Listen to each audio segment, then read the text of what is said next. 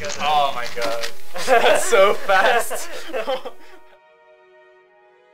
And now for the second time, he needs to clutch a sub 5 on demand to get the first ever sub 5 average.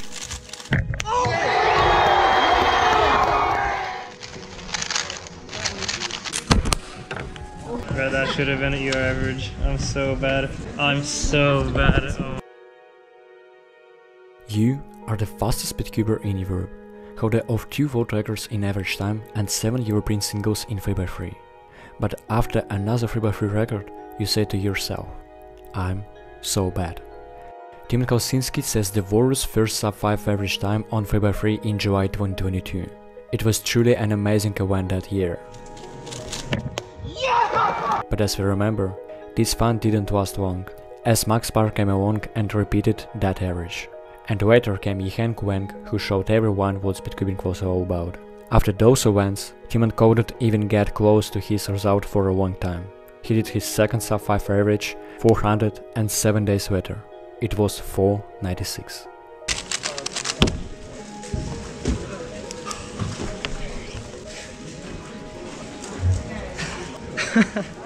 And today, when I went on YouTube, I saw what boss he and I have been waiting for.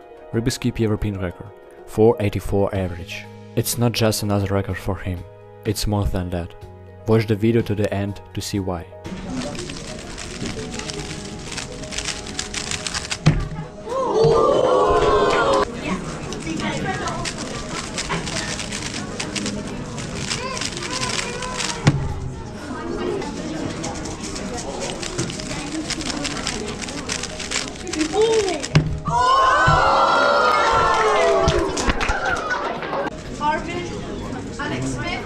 I'm ready.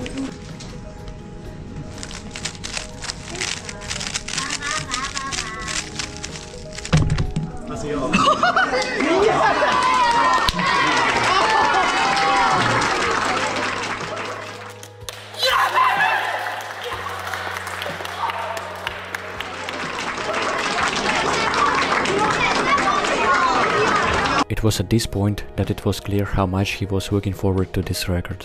How important it was to him. 631 days after 486, he manages to break his own record.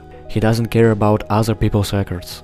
This guy is competing with himself, and today he won.